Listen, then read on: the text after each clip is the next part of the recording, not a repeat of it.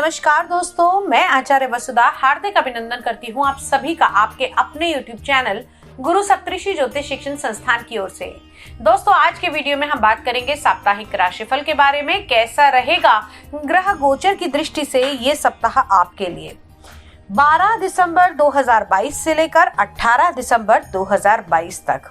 कौन कौन से होंगे विशेष व्रत पर्व और त्योहार और क्या रहेगी ग्रहों की स्थिति और उनका परिणाम, दोनों की ही जानकारी देंगे। लेकिन उससे पहले यदि आप चैनल पर नए हैं, आपने अब तक सब्सक्राइब नहीं किया है तो प्लीज सब्सक्राइब कर दीजिए। साथ ही साथ बेल आइकॉन को जरूर दबा दीजिए ताकि आने वाले सभी वीडियो आपको समय से मिल सके।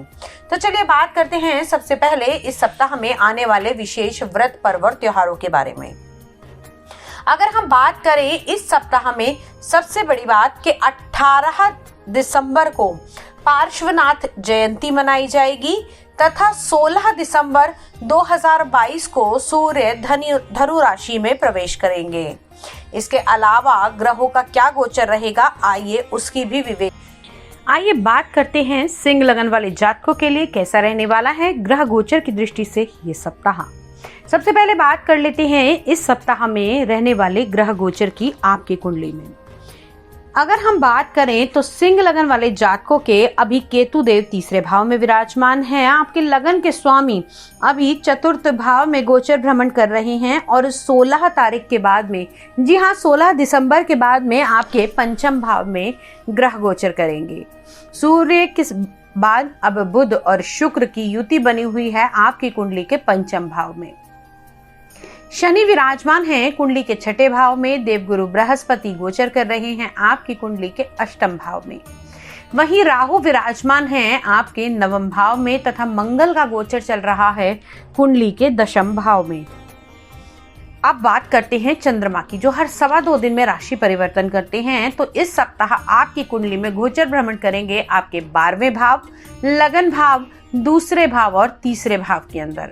अब इस ग्रह गोचर का आपके जीवन पर क्या प्रभाव पड़ेगा, आइए उसको जान लेते हैं।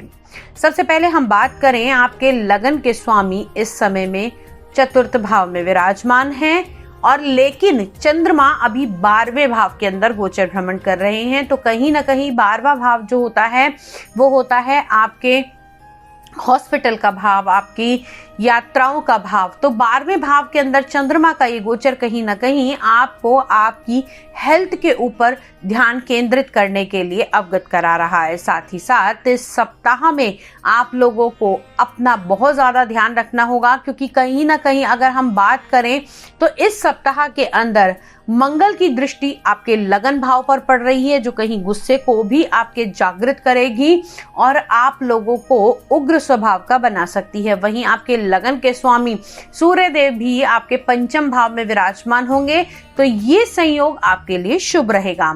अब बात कर लेते हैं कुंडली के अन्य भावों की। सबसे पहले बात करते हैं आप लोगों के लिए कि कैसी रहेगी आपकी फाइनेंशियल पोजीशन, यानी कि अगर हम बात करें आपके दूसरे भाव की, आपके धन भाव की, तो आप लोगों के धन भाव के स्वामी अभी पंचम भाव में विराजमान कर रहे हैं। तो इस सप्ताह में आपको सेविंग के जरिए ये सप्ताह बहुत अच्छा रहने वाला है। इस सप्ताह में आप लोगों को पैसा भी मिलता हुआ दिखाई देगा। अगर हम बात करें आपके पारिवारिक संबंधों की, तो पारिवारिक संबंध भी आपके शुभ रहने वाले हैं आपके कुटुंब के स्थान पर। यानी कि अगर मैं बात करूं आपकी पूरी फैमिली को लेकर इस सप्ताह में आपका माहौल जो है वो खुशनुमा रहेगा। एक साथ मिलकर अपने घर के व्यक्तियों के साथ में आप समय व्यतीत करेंगे। साथ ही साथ इस सप्ताह के अंदर आप लोगों को आपके पारिवारिक, अगर कोई कोर्ट केस चल रहा था तो उससे भी निजात मिलती हुई दिखाई देगी।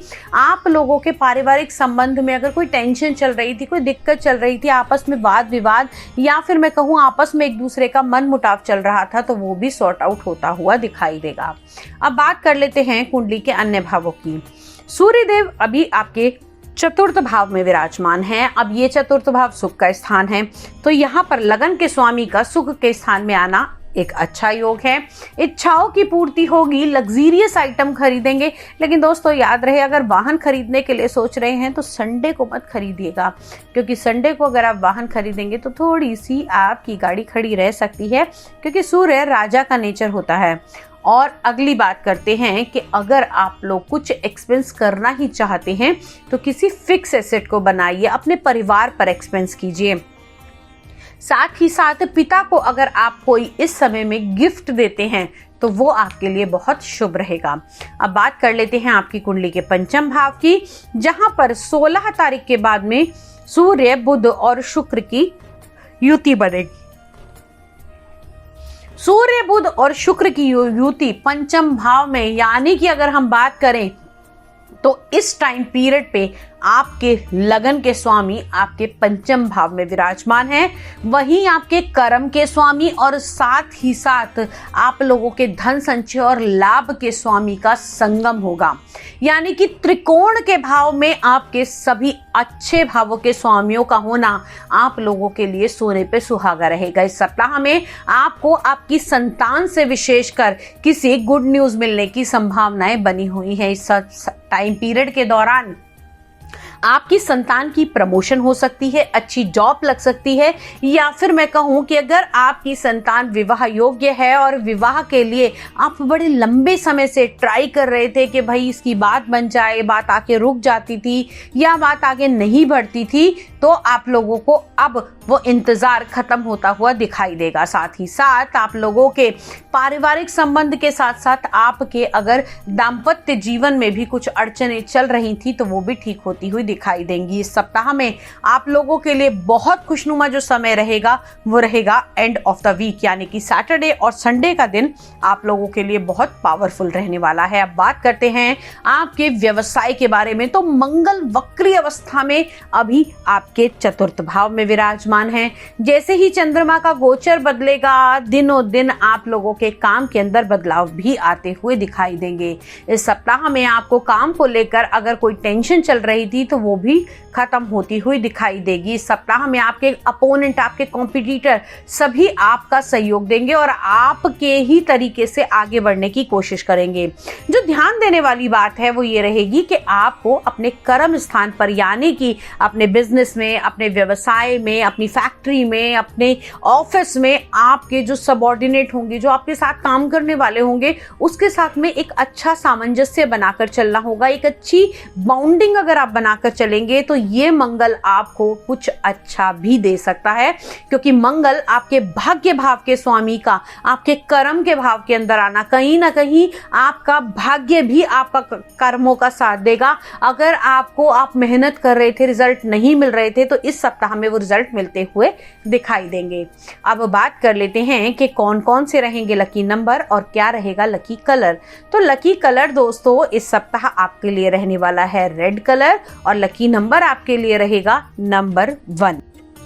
ये तो थी ग्रह गोचर की स्थिति और उसका राशिफल, लेकिन इसके अलावा दोस्तों हर एक व्यक्ति की अपनी एक अलग कुंडली होती है। हर एक व्यक्ति के अलग ग्रह और नक्षत्र तथा दशाएं होती हैं।